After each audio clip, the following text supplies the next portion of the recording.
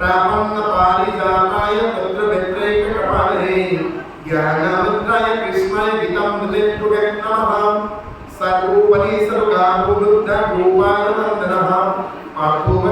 श्रीभुक्ता दुग्धं गीतं हितमः वसुदेवस्तं देवं कंस समदमर्दनं देवकी परमानन्दं कृष्णं वन्दे जगद्गुरु यस्मादुरत्वभासाय तथातलगन्धारनिरुपः शैलभावति कर्णेन वलाकुलः अश्वत्थमा पीकरणगुरुदुर्गमर्दिनी सूतिर्नकलबन्धवै रणनदी कैवर्तके केशवः पराशरीरवस्वरूपं गीतार्थकन्दुकरं नाना ऐक्खानकेसरं हरिकथनसम्बोधनपूरितं लुके सज्जनसदपदेशः कः दिव्यमनन्दः भूयानभरतमङ्गलं कलिवनप्रथमसिद्धश्रेष्ठे मूकं कलिविकासमुखं वेङ्कटगिरि यत्पिबतं वन्दे पारमानन्दमाधवं यं ब्रह्मवरुणेन्द्रो रुद्रमरुतं स्मरन्ति दिग्वैष्णवैः वेदै सङ्गपदक्रमोपनिषदि गायन्ति यं सामः ध्यानवस्थितमस्कृतमनसः पश्यन्ति यं विदुः यस्सन्तु न विदुः सुरसुरगणः देवाय तस्मै नमः। এটা মূল সংস্কৃতৰ ধ্যানৰ আমি ভাৱনাখিনি আগবঢ়াইছে। প্ৰথম শ্লোকতে গীতাটি ব্যাখ্যা কৰিছে পাঠায় প্ৰতিবোধিতম ভগৱতেন নাৰায়ণেন স্বয়ং ব্যাসেন গ্ৰথিতা পুৰাণমুনিনা মধ্যে মহাভাৰতম। অৰ্থাৎ কুৰুক্ষেত্ৰ যুদ্ধৰ প্ৰথম দিনাখনেই দিনটোৰ প্ৰথমাৰ্ধত যেতিয়া বিপৰীত পক্ষত দুৰ্যোধনৰ হৈ যুঁজিবলৈ অহা বীৰসকলৰ মাজত অৰ্জুনে নিজৰ ভাই ভতিজা মামা খুৰা পেহা জেঠা নাতিলৈকে নিজৰ আপোন মানুহক দেখিলেগে মনত হতাশ আহিল। কিয় মই যুদ্ধলৈ দেখিছোঁ এই আপোন মানুহবোৰ মানে মইনো কি ডাঙৰ মানুহ হ'ম। আৰু এনেদৰে হতাশগ্ৰস্ত হৈ অৰ্জুনে নিজৰ কপিধ্বজ নামৰ ৰথখনত হতাশাত বহি দিলে, হাতৰ ধনুষৰ পেলাই এনেদৰে চৰম হতাশাত ভোগা অৰ্জুনক পুনৰ যি বাক্যৰে কৃষ্ণই প্ৰভুক দি মনৰ হতাশা দূৰ কৰি পুনৰ অকৰ্মৰ পৰা নিবৃত্ত কৰাই সৎকৰ্মক প্ৰকৃত কৰাই পুনৰ যুদ্ধৰ বাবে প্ৰস্তুত কৰা লাগে। আৰু সেই কথাখিনি মহাভাৰতৰ ভীষ্ম পৰ্বৰ মাজত পোৱা যায়। সেয়েহে কোৱা হৈছেগৈ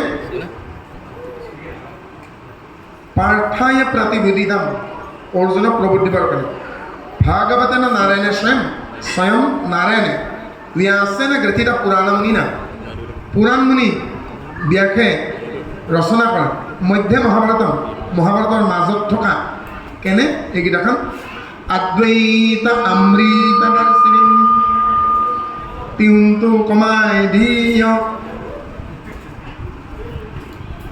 অদ্বৈত অমৃত দৰ্শিনী ভগৱতী মাষ্টদশায় ধানী। গীতাখনৰ বিষাদ যুগৰ পৰা মুখ্য যুগলৈকে এই 18টা অধ্যায় 700টা শ্লোকৰে যেন অমৃতৰ বৰষুণ হৈছে। কি বৰষুণ? অদ্বৈতবাদৰ অমৃতৰ বৰষুণ। বৰষুণ বহুত আছে, দবাপিতা বৰষুণ, কিনকিনীয়া বৰষুণ, কিন্তু এই যে বৰষুণ কেনেকুৱা? অদ্বৈতবাদৰ অমৃতৰ বৰষুণ।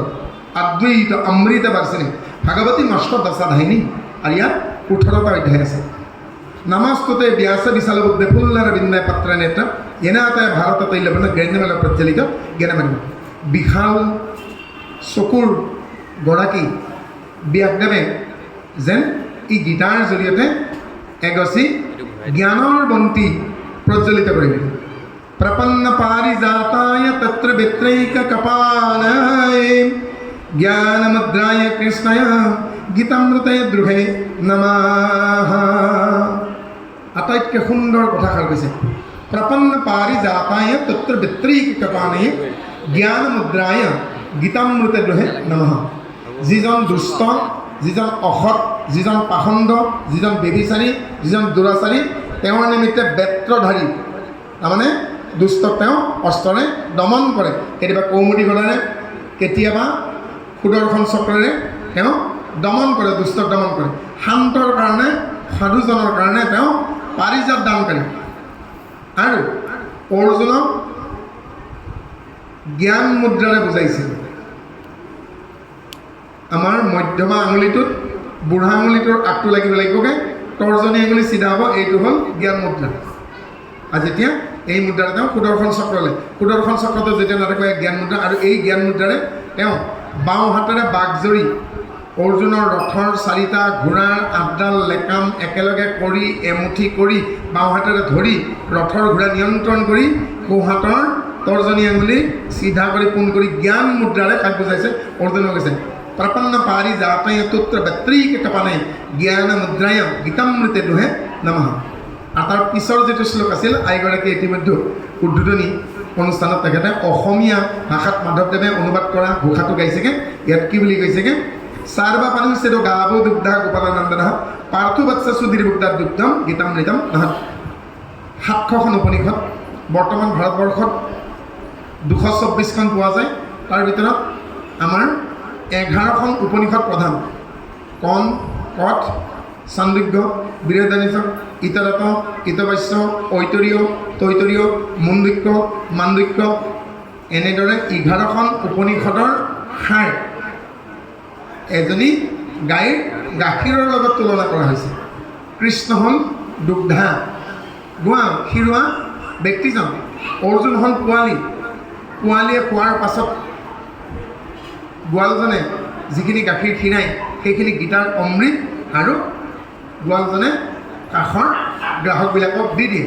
আৰু যিসকল গীতাৰ শ্ৰোতা তেওঁলোক হ'ল এই উপনিষদৰ পৰা দোহনকাৰী অনা গাখীৰখিনিৰ গ্ৰাহক এই বুলি কৈছে। ইয়াৰ পিছত কি কৈছেগৈ বসুদেৱম কংস সানুমৰ্দনম দেৱকী পৰমানন্দম কৃষ্ণম বন্দে জগতগুৰু। 135 নম্বৰ ঘোষাত মাধৱদেৱে ইয়াৰ অনুবাদ কৰিছে। বসুদেৱৰ পুত্ৰ হোৱাৰ কাৰণে কৃষ্ণ বাসুদেৱ বুলি কয়, দৈৱকীৰ পুত্ৰ হোৱাৰ কাৰণে দৈৱকী নন্দন বুলি কয়, আৰু তেওঁৰ নামতেই আৰম্ভ কৰি কৈছেগৈ বসুদেৱম সুতম দেৱম কংস সানুমৰ্দনম দেৱকী হৃদয়নন্দম কৃষ্ণম বন্দে জগতগুৰু। যিজন বসুদেৱৰ পুত্ৰ বাসুদেৱ, যিজন দৈৱকীৰ হৃদয়ৰ আনন্দ, যিজনে কংসক বধ কৰিছিল, সেই জগতগুৰু কৃষ্ণক আমি প্ৰণিপাত জনাইছোঁ। ইয়াৰ পাছত গোটেই গীতাখন কুৰুক্ষেত্ৰ যুদ্ধৰ লগত কেনেকৈ সংযোজিত, কৃষ্ণক সাৰথি কৰি লোৱাৰ বাবে পঞ্চপাণ্ডৱে কেনেকৈ কুৰুক্ষেত্ৰ যুদ্ধ জয় কৰিছিল সেই কথাক লৈ 4 শাৰীত গোটেই কুৰুক্ষেত্ৰ যুদ্ধ সামৰিছে। মাত্ৰ 4টা শাৰীত 4টা বাক্যত ব্যাসদেৱে সাৰিছে। কি বুলি কৈছে ভীষ্মাদ্ৰোণাত্ৰাথাজায়দ্ৰথাজলঃ গন্ধাৰ নীলোৎপলঃ শৈলগ্ৰহাৱতী কৃপেণ কৰ্ণেন মহনি বেলাকুলাঃ অশ্বত্থামা বিকৰ্ণ গুণমকৰ দুৰ্যোধনবৰ্তিনী শূৰ্তিন্ন খলু পাণ্ডবৈ ৰণনদী কৈবৰ্তকে কেশবা। কুৰুক্ষেত্ৰ যুদ্ধ এখন ৰণৰ নদীৰ লগত তুলনা কৰা হৈছেগৈ, আৰু সেই নদীখনৰ দুটি পাৰ বুলি কৈছেগৈ ভীষ্ম দ্ৰোণাত তথা এফালে শান্তনু আৰু গংগাৰ অষ্টম পুত্ৰ দেৱব্ৰত ভীষ্ম এটি পাৰ, আনটো পাৰ হ'ল পৰশুৰামৰ প্ৰিয় শিষ্য কৌৰৱ পাণ্ডৱৰ অস্ত্ৰগুৰু দ্ৰোণাচাৰ্য। এইখন প্ৰকাণ্ড এখন ৰণৰ নদী, আৰু এই ৰণৰ নদীখনত গান্ধাৰীৰ 100 পুত্ৰ এপাহ এপাহ যেন নীল পদুম, অৰ্থাৎ দুষ্প্ৰাপ্য, যদিও অসৎ, যদিও ধুৰন্ধৰ, যদিও বদমাছ, কিন্তু তেওঁলোক 100 কৌৰৱে কিন্তু এজন এজন বীৰ আছিল বুলি কোৱা হৈছে। শৈল্য গ্ৰাহাৱতী মদ্ৰৰাজ শৈল্য, সেই নৈখনৰ যেন এটা ঘৰিয়াল গ্ৰাস, কৃপেণ বহনী, আৰু পানীৰ যিটো সোঁত সেয়া এজন কৃপাচাৰ্য, কৰ্ণেন বেলাকুলা, নদীৰ পাৰৰ ভঙা যি অংশৰে তৃণভোজী প্ৰাণীবিলাকে নদীত পানী খাবলৈ নামি যায় তাক পানী জীয়লী বুলি কয়। পানী জীয়লীক সংস্কৃতত বেলাকুলা বুলি কয়। আৰু সেই পানী জীয়লীত যেন কৰ্ণই সাপ পিটি ৰৈ আছে নাহৰ ফুটুকি বাঘৰ দৰে। অশ্বত্থামা বিকৰ্ণ ঘূৰমকৰা, গুৰু দ্ৰোণাচাৰ্যৰ পুত্ৰ অশ্বত্থামা আৰু গান্ধাৰীৰ আটাইতকৈ কনিষ্ঠ পুত্ৰ বিকৰ্ণ যেন দুটা মগৰ, ঘৰিয়ালতকৈ অলপ সৰু মগৰ। দুৰ্যোধনবৰ্তিনী, নৈৰ পানীত বাৰিষা কি দেখোঁ কোৰ পৰে, চাক নৈ, তাত নাও জাহাজ সোমাই যায়গৈ। আৰু সেই কুৰুক্ষেত্ৰ নামৰ ৰণৰ নৈখনৰ পানীৰ চাকনৈয়া হ'ল দুৰ্যোধন, দুৰ্যোধনবৰ্তিনী আৱৰ্তনী, অৰ্থাৎ পানীৰ চাকনৈয়া। সুতীৰ্ণ খালো পাণ্ডৱে ৰণনদী কৈবৰ্তকে কেশৱ, যিখন ৰণৰ নদীৰ দুটা পাৰ ভীষ্ম আৰু দ্ৰোণাচাৰ্য বুলি কোৱা হৈছেগৈ। চাকনৈয়া স্বৰূপ দ্ৰোণাচাৰ্য, নীলোৎপল স্বৰূপ 100 কৌৰৱ, নাহৰ ফুটুকি হৈ পানী জেলেত খাপ দি থকা কৰ্ণ আছেগৈ। অশ্বত্থামা আৰু বিকৰ্ণ য'ত দুটা মগৰ, য'ত মদ্ৰৰাজ শৈল্য এটা ঘৰিয়াল। সেই ৰণৰ নদীখন কেনেকৈ পাণ্ডৱে অতিক্ৰম কৰিব, একমাত্ৰ নিৰস্ত হোৱা স্বত্বেও কৃষ্ণক সাৰথি কৰি লোৱাৰ বাবে 11 অক্ষহনী সৈন্যযুক্ত কৌৰৱ পক্ষক মাত্ৰ 7 অক্ষহনী সৈন্য লৈ এমুঠিমান সৈন্য লৈ পঞ্চপাণ্ডৱে কৌৰৱক পৰাস্ত কৰাৰ মূল কথা হ'ল কৃষ্ণক তেওঁলোকে সাৰথি কৰি ল'লে, কৃষ্ণক বিশ্বাস ৰাখিলে, কৃষ্ণক হৃদয়ত ল'লে। সেইকাৰণে বিশেষকৈ আমাক কৈছে, আহা সকলোৱে, যদি এমুঠিমান সৈন্য লৈ পঞ্চপাণ্ডৱে কুৰুক্ষেত্ৰৰ যুদ্ধ জয় কৰিব পাৰে, তোমালোকেও যদি জীৱন যুদ্ধত জয়ী হ'ব বিচৰা, তে কৃষ্ণক বুকুত বান্ধিলোঁ। এই কথাষাৰে আমাক গীতাৰ ধ্যানত কৈছেগৈ। ইয়াৰ পাছত কৈছে, পাৰাচাৰী এজাবাচা সৰুজমালম গীতাৰ্থ গন্ধুক্ষণম নানা আখ্যাম কেশৰম হৰিকথন সংবোধনা বোধিতাম লোকে সজ্জন পদৈ ৰহাৰ পেপিয়মানম মুদা হুয়ান ভাৰত পংকজম কলিমল প্ৰথম শ্ৰী হৈছে। এয়া কলিযুগ, মলমতী মনুষ্য ক্ষণে ক্ষণে পাপৰ ভাৱনা মনলৈকে আহিব পাৰে। এনে পাপ ভাৱনাযুক্ত মনৰ কলিমল, মনৰ দুৰ্ভাৱনাক, মনৰ অসৎ ভাৱনাক, কামনাৰ বাসনাক শিপাৰে সৈতে উঘালিব লাগিলেগে পৰাশৰ পুত্ৰ ব্যাসে যি অমৃত এই গীতাৰ মাজেৰে আমাক দিছেগৈ, সেই অমৃতক আমি গ্ৰহণ কৰিব লাগিব।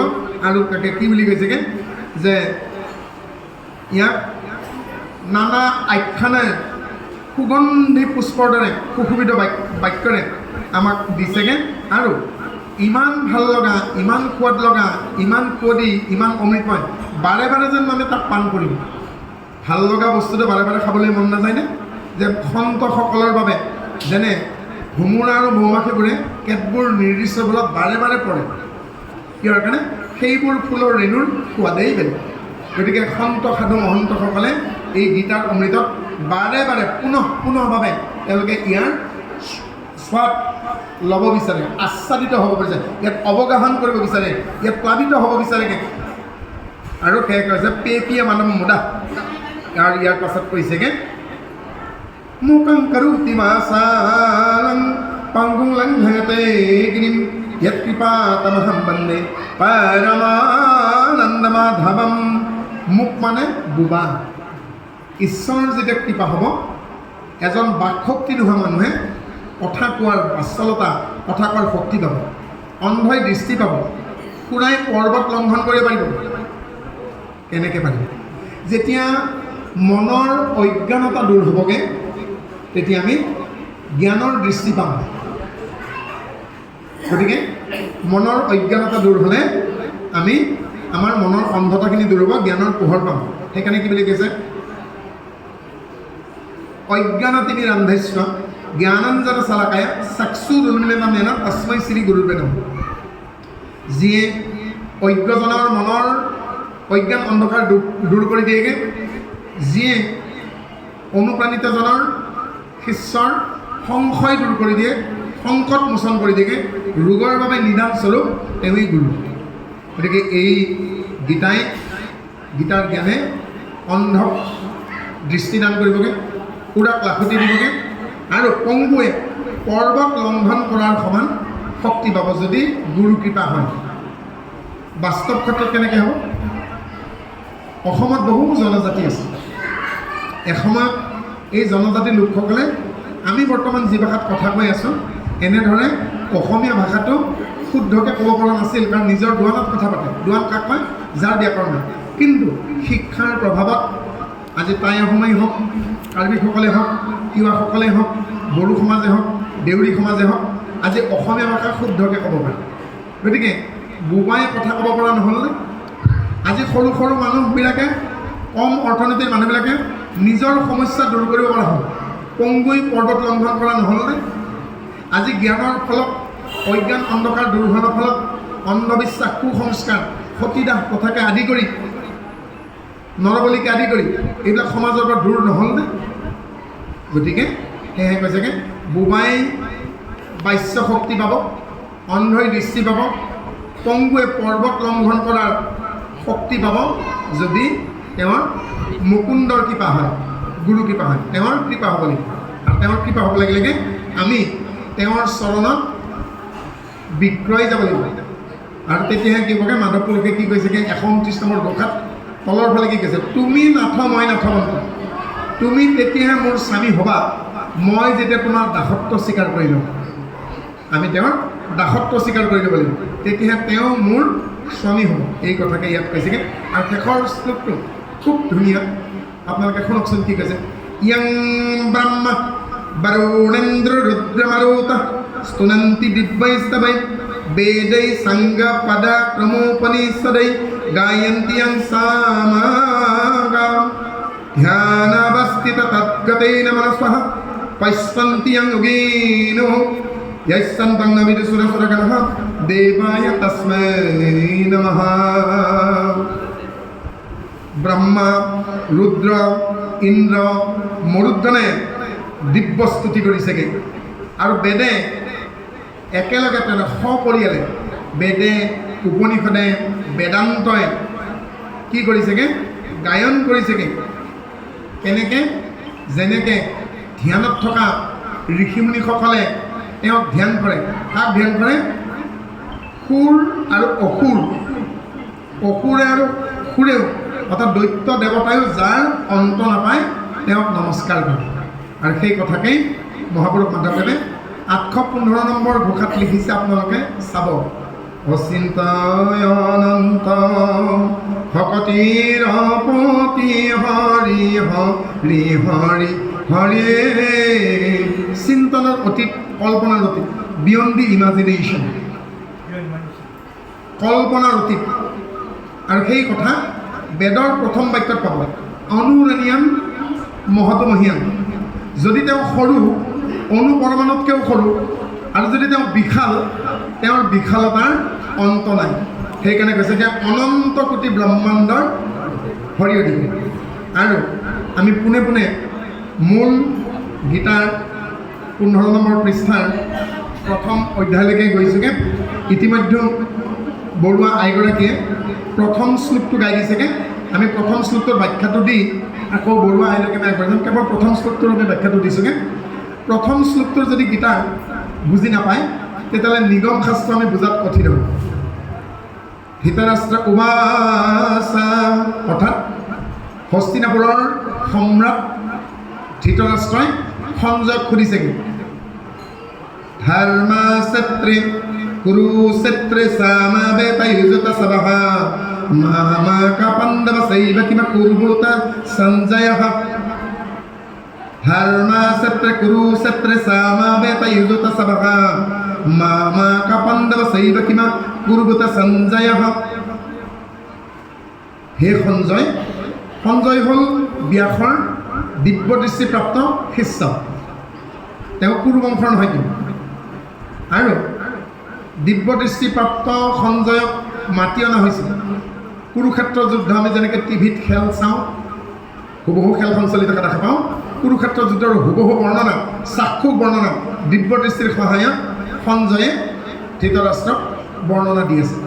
আৰু সেই সঞ্জয় সুধিছে, হে না সঞ্জয়, তুমি দিব্য দৃষ্টি পাইছা, তুমি মোক কোৱাচোন, কুৰুক্ষেত্ৰ নামৰ ঠাইখনৰ ধৰ্মক্ষেত্ৰত উপস্থিত হৈ মোৰ পুত্ৰ দুৰ্যোধনকে আদি কৰি 100 কৌৰৱে পঞ্চ পাণ্ডৱৰ বিৰুদ্ধে যুদ্ধৰ উদ্দেশ্যে মুখামুখি হৈ কি কৈছে? দুটা পক্ষ, এটা পক্ষত কৌৰৱ 11 অক্ষহণি, আনটো পক্ষত 7 অক্ষহণিৰে পঞ্চ পাণ্ডৱ, সমুদায় 18 অক্ষহণি, 43,07,600 সৈন্য 18 দিনৰ যুদ্ধত মৃত্যুবৰণ কৰিছে, বীৰ গতিপ্ৰাপ্ত হৈছে। আৰু প্ৰথমতে সেইকাৰণে কৰিছে, দুই পক্ষ মুখামুখি হৈ কি কৰিছে? এতিয়া আমি আগমৰ পৰা নিগমলৈকে যাওঁ। মস্তিষ্কৰ শীৰ্ষৰ পৰা, তালুৰ পৰা ভৰিৰ তলুৱালৈকে কুৰুক্ষেত্ৰ, ইয়াৰ মূল অৰ্থ। আৰু এই ব্ৰহ্মতালুৰ পৰা নাভিৰ ওপৰলৈকে এইখিনিক ধৰ্মক্ষেত্ৰ বুলি কৈছে, মানে নিগমলৈকে আহিছে। মগজুৰ তলুৱাৰ পৰা, মস্তিষ্কৰ তলুৱাৰ পৰা ভৰিৰ তলুৱালৈকে কুৰুক্ষেত্ৰ শৰীৰ, তালুৰ পৰা নাভিলৈকে ধৰ্মক্ষেত্ৰ। ইয়াৰ পিছৰ অধ্যায়ত আপুনি 4টা চক্ৰ পাব। ভকতৰ কাৰণে 4টা চক্ৰ দৰকাৰ। ধৰ্মক্ষেত্ৰত কি 4টা চক্ৰ আছে? পৈচন্তি বৈখৰী পৰা যে মধ্যমা, এই শৰীৰতে আছে 4 চক্ৰ নিৰূপমা। 2 আজ্ঞা চক্ৰ, এই দুভাগ চকুলৈকে পশ্যন্তি, পশ্য মানে সংস্কৃতত দেখা, দেখোঁ জগতখন, যাৰ দৃষ্টি আছে। কণ্ঠটো কি কৈছেগৈ? বেক্ৰী, বাক মানে বাচ্য, কথা, অক্ষৰী, কণ্ঠৰ পৰাই ঊৰ্ধ্বমুখী হৈ পেলাই আমাৰ শব্দবোৰ ওলাইছে। ব্যাকৰণ আছে কণ্ঠনালীয়, তালব্য, কুষ্ঠবৰ্ণ, কম্পিতস্বৰ, দন্ত্য, নকওঁ জানো? গতিকে এই সমস্তখিনি কণ্ঠৰ পৰা আহিছে। সেইকাৰণে কি কৈছেগৈ? এইখিনিলৈকে বেক্ৰী, বুকুখন এই কম্বু কণ্ঠৰ পৰা মধ্যস্থতালৈকে এইখিনি হ'ল পৰাজে, আৰু নাভিৰ পৰা মধ্যস্থতালৈকে এইখিনি হ'ল মধ্যমা। আৰু এই নাভিৰ ওপৰলৈকে 7খন ধৰ্মৰ দৰ্জা আছে বুলি কৈছে। 2খন কাণ, 2টা চকু, 2টা নাকৰ ফুটা, মুখখন, এই 7খন ধৰ্মৰ দৰ্জা বুলি কৈছে। সোঁ কাণখনৰ নাম পিতৃহু, বাওঁ কাণখনৰ নাম দেৱহু, সোঁ চকুটোৰ নাম সদ্যতা, বাওঁ চকুৰ নাম বিমুখী, সোঁ নাকৰ ফুটাটোৰ নাম নলিনী, বাওঁ নাকৰ ফুটাটোৰ নাম নালিনী, মুখখনৰ নাম মুখ্য দুৱাৰ। মোৰ বাওঁহাতে বৰুৱাইৰ সিফালে থকাত ভাগৱতখন আছে। প্ৰাচীন বৰ্হী ৰজাৰ আগত পুৰঞ্জনৰ আখ্যানত এই 7খন দৰ্জাৰ নাম নাৰদে কৈছে। পিতৃহু, দেৱহু, সদ্যতা, বিমুখী, নলিনী, নালিনী, মুখ্য দুৱাৰ, এই 7খন ধৰ্মৰ দুৱাৰ। ভাল কথা কাণেৰে শুনিব পাৰোঁ, ভাল দৃশ্য চকুৰে চাব পাৰোঁ, ভাল গোন্ধ নাকেৰে ল'ব পাৰোঁ। নাকটোৰ নাম জেসৌৰভ নগৰ, আৰু মুখখন হৈছে মুখ্য দ্বাৰ, খাব পাৰোঁ। নাক বন্ধালে মুখেৰে উশাহ হয়, গালি পাৰে, কথা কয়, বহুত কাম নহয় জানো? ৰস লয়, সেইকাৰণে জিভাখনৰ নাম ৰসনা। এই 7খন ধৰ্মৰ দুৱাৰ অধৰ্মত ব্যৱহাৰ কৰি মানে দি কৰিছে। আৰু যিখন পৰিত্যাজ্য দুৱাৰ আছে, বৰ্জনীয় দুৱাৰ, শৌচদাৰ পেচাব দুৱাৰ, তাক কি কৈছেগৈ? অধৰ্মৰ দুৱাৰ। মানুহৰ নিজৰ হাতৰ মুঠিত হিচাপটো, ধৰ্মত কিমান গ'ল, অধৰ্মত কিমান গ'ল। গতিকে তালুৰ পৰা তলুৱালৈকে এয়া হ'ল আমাৰ গীতাৰ ভাষাত কুৰুক্ষেত্ৰ, আৰু নাভিৰ ওপৰলৈকে এই হ'ল ধৰ্মক্ষেত্ৰ। ইয়াত আমি এতিয়ালৈকে 4টা চক্ৰ পালোঁ: পৈচন্তী, বৈখৰী, পৰাজে, মধ্যমা, শৰীৰতে আছে 4 চক্ৰ নিৰূপণ। এতিয়া আমি অৰ্জুনৰ ৰথখনলৈকে আহিছোঁ, নহ'লে কিন্তু বুজি নাপামগৈ ইয়াত। কুৰুক্ষেত্ৰ যুদ্ধত যিখন ৰথত উঠি কৃষ্ণই অৰ্জুনক 16.5 দিন আছে, হিচাপটো মনত ৰাখিব দেই, মই গণিতৰ ভাষাত কৈছোঁ। 18 দিনীয়া যুদ্ধত 16.5 দিন কৃষ্ণই অৰ্জুনৰ ৰথত আছে, এদিন এবেলা নাই। আৰু এই 18 দিনৰ যুদ্ধত মাত্ৰ এদিন অৰ্জুনে সাৰথী হিচাপে কাক পাইছেগৈ? ফুলখালী শিখণ্ডীক। শিখণ্ডীয়ে যিদিনাখন অৰ্জুনৰ ৰথখন চলাইছেগৈ, চাউণ্ডৰ বাপজন আপোনাৰ লিপ চুইটটোত স্পাৰ্ক কৰি আছে ভিতৰত, চেলুটেপটো ডাঠকৈ মাৰি দিওঁ, স্পাৰ্ক আছে লিপ চুইটত। কুৰুক্ষেত্ৰ যুদ্ধত যিখন ৰথত উঠি কৃষ্ণই অৰ্জুনৰ ৰথৰ সাৰথী হৈছিল, অৰ্জুনে 18 দিনৰ যুদ্ধত আছিল, সেই ৰথখনৰ নাম হ'ল কপিধ্বজ। কিয় কপিধ্বজ? বায়ুপুত্ৰ ভীমৰ জ্যেষ্ঠজন হনুমানে অৰ্জুনৰ ৰথৰ ওপৰত ধৰ্মৰ ধ্বজাখন ধৰি আছিল। কপি মানে বান্দৰ, ধ্বজ মানে ধৰ্মৰ ধ্বজা। এখনেই ৰথ কুৰুক্ষেত্ৰত, যিখন ৰথ কোনোদিন বাগৰা নাই, ভংগ হোৱা নাই, সাৰথীৰ মৃত্যু হোৱা নাই। আৰু সেই কপিধ্বজ ৰথখন 16.5 দিন চলাইছে কৃষ্ণই, এদিনৰ কাৰণে চলাইছেগৈ শিখণ্ডীয়ে। কিয় 16.5 দিন 17.5 দিন বুলি কৈছোঁ? এবেলা যুদ্ধ বন্ধ আছিল। 9ম দিনাখন যেতিয়া কৃষ্ণক বান মাৰি অতিষ্ঠ কৰিছেগৈ ভীষ্মই, সেইদিনাখন কৃষ্ণ ৰথৰ পৰা নামি আহিছিল। ভীষ্মই দুপৰীয়া যুদ্ধ বন্ধ কৰি দিছিল আৰু কৈছিল, অহাকালিৰ যুদ্ধত মই পাণ্ডৱক পৃথিৱীৰ পৰা বিদায় দিম, অপাণ্ডৱ কৰিম কালিৰ পৃথিৱীত। আৰু সেয়েহে এবেলা যুদ্ধ বন্ধ আছিল। সেইকাৰণে কুৰুক্ষেত্ৰ যুদ্ধ হৈছিল 17.5 দিন। 16.5 দিন কৃষ্ণ সাৰথী আছিল, এদিন ফুলখালীয়ে শিখণ্ডীয়ে ভিনীয়ে অৰ্জুনৰ ৰথখন চলাইছিল। কাৰণ শিখণ্ডী হ'ল দ্ৰৌপদীৰ আৰু ধৃষ্টদেৱৰ ভায়েক, দ্ৰুপদ ৰজাৰ পুত্ৰ, কিন্তু তেওঁ নপুংসক আছিল। সেই ৰথখনে হ'ল আমাৰ দেহাটো। অৰ্জুনে যিখন ৰথত উঠি কুৰুক্ষেত্ৰ যুদ্ধত যুদ্ধ কৰিছিল সেই কপিধ্বজ ৰথখনে আমাৰ দেহাটো আৰু কৃষ্ণই হ'ল সেই ৰথখনৰ চলাওঁতা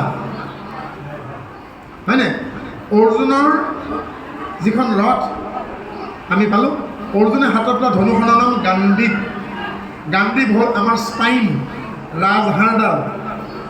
ৰাজহাড়ডালে হ'ল গাণ্ডীৱ ৰাজহাড়ডালত মেডিকেলৰ ভাষাত কৈছোঁ মই যিহেতু মই মেডিকেলৰ মানুহ বিজ্ঞানৰ মানুহ প্ৰথম টুকুৰা কশেৰুকা বুলি কয় আমি ইংলিছত ভাৰতী বুলি কওঁ অসমীয়াত কশেৰুকা বুলি কয় প্ৰথম টুকুৰা কশেৰুকাক কয় গণ্ড আৰু যি টুকুৰাৰ পৰা বান্দৰৰ নিগুৰ ওলাই 2 মিনিটৰ মাজত সেই টুকুৰাৰ নাম ইব এতিয়া সন্ধি কৰক গণ্ডযোগ ইব কি পাম গাণ্ডীৱ তাৰ মানে আমাৰ ৰাজহাড়ডাল স্পাইনডাল শৰীৰত ৭২,০০০ নাৰী আছে ৭২,০০০ নাৰীৰ ভিতৰত ১২ডাল নাৰী প্ৰধান ইৰা পিংগলা কুসুমনা কৃকলা কুচা অলম্বুচা নীলোৎপলা গান্ধাৰা আপ্যায়নী কুৰ্মনাৰী আপ্যায়নী নাৰীডালতে সন্তান তিল তিলকৈ বাঢ়ে আপ্যায়নী নাৰী বিষয়ে ৩য় স্কন্ধত কপিল দেৱহূতি সংবাদৰ জীৱৰ তামসিক গতি নামৰ অধ্যায়টোত কপিল প্ৰভুৱে মাতৃক জীৱৰ কেনেকৈ উত্তৰণ ঘটেক্ৰম বিকাশ হয় সেই বৰ্ণনাত আপ্যায়নী নাম দিছিল আপ্যায়নী নামক আমি মেডিকেলত ফেলোপিয়ান টিপছ বুলি কওঁ মাতৃৰ বৰভাষাত সেই নাৰীৰ পোৱা যায় কুৰ্ম নাৰীডাল কণ্ঠত থাকে আৰু সেইকাৰণে নামত পাতত বহা সময়ত ভোক পিয়াহ নিয়ন্ত্ৰিত কুৰ্ম নাৰীয় স্থৈৰ্যম কাণ্ঠা কোপে খুপ্তি পিয়াছে নিবৃত্তি যি সময়ত যোগীৰ এই কণ্ঠত থকা 12 নম্বৰ নাৰীডাল এক্টিভ হ'ব সক্ৰিয় হ'ব সেইখিনি সময়ত তেওঁৰ ভোক পিয়াহ মানে হামি হেকুটি নিয়ন্ত্ৰিত হৈ থাকে ইয়াৰ কাৰণে অগ্নিতত্ত্বটো প্ৰশমিত হৈ থাকে পঞ্চভূত তত্ত্বৰ ভিতৰত এইবাৰ আমি ধনুৰ গুণলৈকে যাওঁ গাণ্ডীৱখন পালোঁ ধনুৰ গুণ কি স্নায়ু কেন্দ্ৰীয় যিডাল স্পাইনেল কৰ্ড আছে তাৰ মাজেৰে কেন্দ্ৰীয় স্নায়ুতলৰ মাজেৰে কি কৈছে সুষুম্না 6টা যি চক্ৰ আছে শৰীৰত মূলাধাৰ মণিপুৰ আহত অনাহত আজ্ঞা সহস্ৰলৈকে এটা একদম অন্তিম চক্ৰ মূলাধাৰ ৰুট চক্ৰ মূলাধাৰ চক্ৰৰ বাওঁফালৰ পৰা ইৰা মূলাধাৰ চক্ৰৰ সোঁফালৰ পৰা পিংগলা ওলাইছে কটাকটি গৈ গৈ আজ্ঞা চক্ৰত আইসকলে ফুট লোৱা স্থানত ত্ৰিবেণী সংগমত মিলে ইয়াৰ পৰা পিছুৱাই গৈ মূৰ্ধত 1000টা শাখাত তেওঁ প্ৰস্ফুটিত হয় সেইকাৰণে মূৰ্ধাক কি কয় সহস্ৰাৰ চক্ৰ ক্ৰাউন চক্ৰ বুলি কয় 1000টা ভাগত তেওঁ প্ৰস্ফুটিত হয় আৰু এনেদৰে এই ক্ৰীড়াকেইডাল আৰু এই ইৰা পিংগলা সুষুম্না এই 3ডাল নাৰী হৈছেগৈ এই গাণ্ডীৱ নামৰ ধনুখনৰ গুণ বান মাত্ৰ দুপাত সেই দুপাত বানৰ নাম মহাপুৰুষ মাধৱদেৱে 129 নম্বৰ ঘোষাত দিছে চিত্তবৃত্তি আৰু গোবিন্দ মিশ্ৰই পাছৰ ফালে নৱম অধ্যায়ত দুলৰী চন্দাত ইয়াৰ বিষয়ে ক'বগৈ মাধৱদেৱৰ 129 নম্বৰ ঘোষাজোপা তুমি চিত্তবৃত্তিমূলক আৰু শংকৰদেৱৰ কাকুতি নামৰ বৰগীতটি য'ত অৰ্জুনে নিজকে এটা হৰিণ পোৱালিৰ লগত তুলনা কৰিছে এবাব গহনবন আতি মোহপাশে চনপাহেয়া মোহৰিণে বোলে এই বৰগীতটি আৰু 129 নম্বৰ ঘোষাভাগ গোবিন্দ মিশ্ৰই লগাই দুলৰী চন্দত কি দিলে চাব দেশনাথ ভূৰমন ইন্দ্ৰীপাল সেনাগণ বিষয় অৰণ্য সংসাৰৰ চিত্তবৃত্তি ধনুৰ্বাণ লোভমোহ সুসন্ধান হে ভোগত ভৈন মৃগয়া তাৰ দেহ ৰথ এই আমাৰ দেহটোৱে কপিধ্বজ নামৰ ৰথখন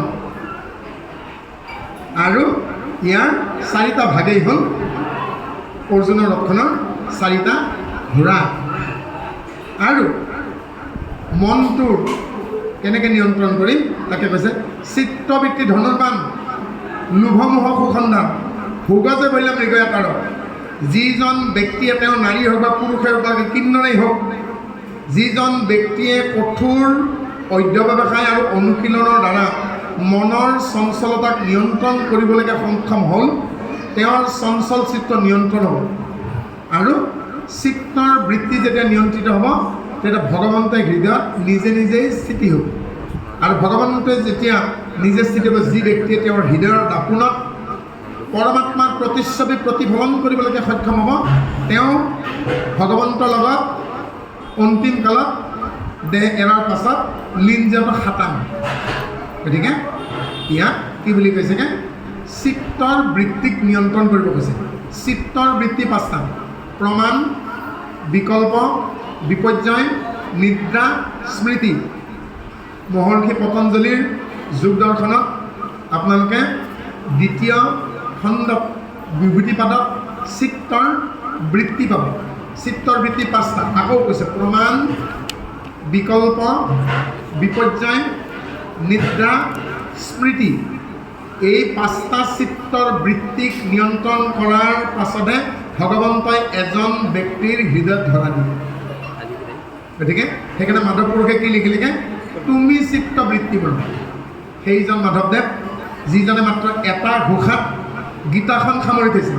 ভগৱন্ত ভক্তিযুক্ত পুৰুষৰ আত্মবোধ মাধৱৰ প্ৰসাদে মিলয়, কৃষ্ণৰ কৃপাত জনা গোচয় সংসাৰ ভয়, এহি মানে গীতাৰ নিৰ্ণয়। আৰু কৃষ্ণৰ কৃপাত অৰ্জুনৰ মনৰ হতাশ ভাৱ দূৰ হ'ল। অৰ্জুনক বুজাই দিয়া হ'ল 2য় অধ্যায়ত, আজিয়ে পাব। কি পাবগে? নৈনং সিন্দ্ৰন্তি শস্ত্ৰাণি নৈনং দহকি পাবকঃ ন সৈনং ক্লেদান্তপঃ ন সুচতি মাৰুতাঃ। আত্মা এনে যাক অগ্নিয়ে নদহে, অস্ত্ৰই নকাটে, বতাহে উৰুৱাই নিব নোৱাৰে, জলে ক্লেদাক্ত নোৱাৰে, অছেদ্য, অদাহ্য, অশিষ্য, অক্লেদ্য, চিৰসনাতন শাশ্বত। হে অৰ্জুন, এনে আত্মাৰ প্ৰতি তুমি দুখ কিয় কৰা? এই আত্মা কাৰো মৃত্যুৰ বাবে উত্তৰদায়ী নহয়। আত্মাক কোনেও বধিব নোৱাৰে। আত্মাই কাকো বধ নকৰে। হৰ্তাময়ী, ভোক্তাময়ী, কৰাওঁতাময়ী, কৰোঁতাময়ী।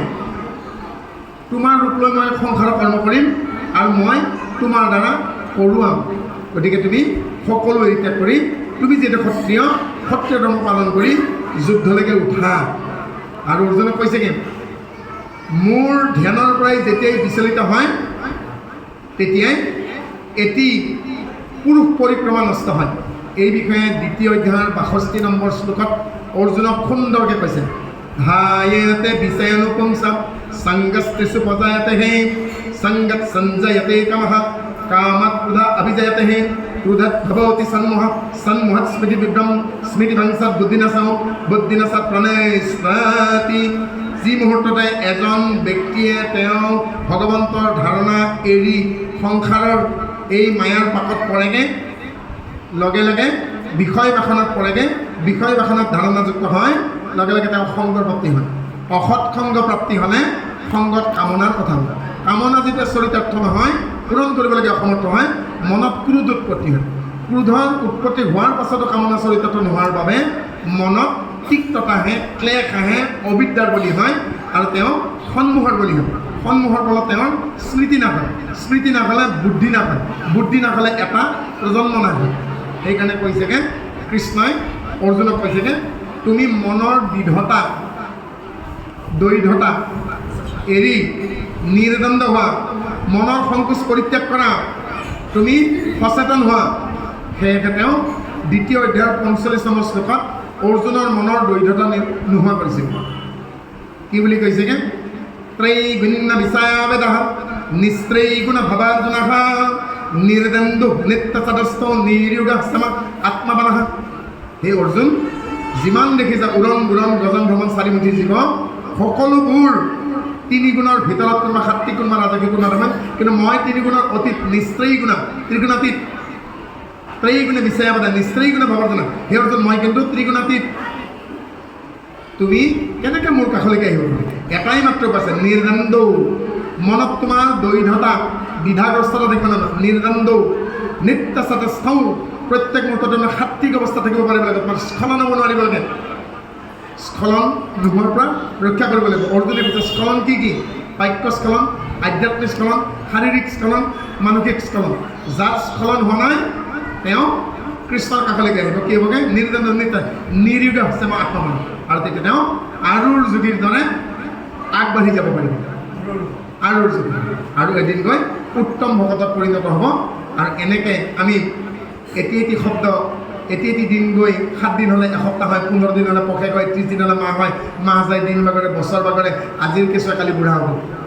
গতিকে ইয়াৰ পাছত কিনো কৈছে প্ৰথমতে কেনেকৈ সমৰ সজ্জা হৈছে কেনেকৈ বিহু ৰচনা কৰিছেগৈ কোনে কি শংখ বজাইছে কৌৰৱৰ সেনাপতি কোন পাণ্ডৱৰ সেনাপতি কোন এই বিষয়ে আমাক বৰুৱা আইগৰাকীয়ে অকণমান আভাস দিব আহক আমি গীতাৰ প্ৰথম অধ্যায়ৰ প্ৰথম শ্লোকৰ পাছৰ পদলৈকে আগবাঢ়ি যাওঁ কৃষ্ণ কৃষ্ণ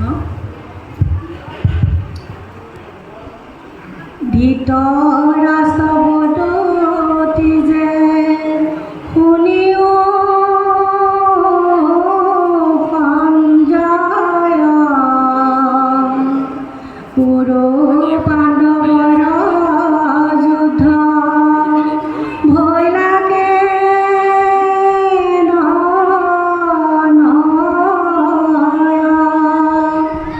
এৰাম ভীষ্ম আদি কৰি হবে মহাৰথী গণ কহা কোনে কেন মতে কৰিলে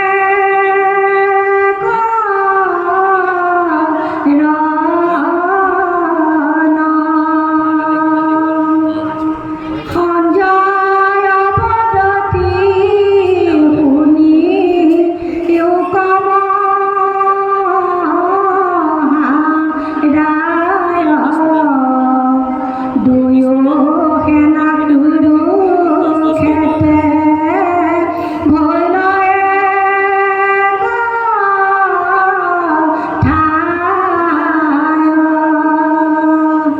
এৰাম চক্ৰ বিহু পাতিলে কৌৰৱ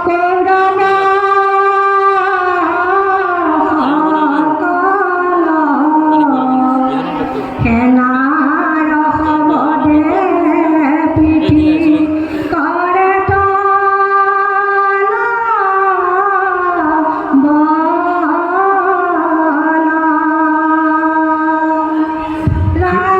কৃষ্ণ অকণমান ৰখাই দিছিলোঁ আমি কৃষ্ণ আমি আজি গীতাপাঠ হয় বাৰু এটি সুযোগ ল'ব বিচাৰিছোঁ আপোনালোকক কৈছোঁ নিগমৰ ব্যাখ্যা অকণমান কম হয় গতিকে নিগমতনো এই চৰিত্ৰবোৰ কি অকণমান বুজোৱা হওকচোন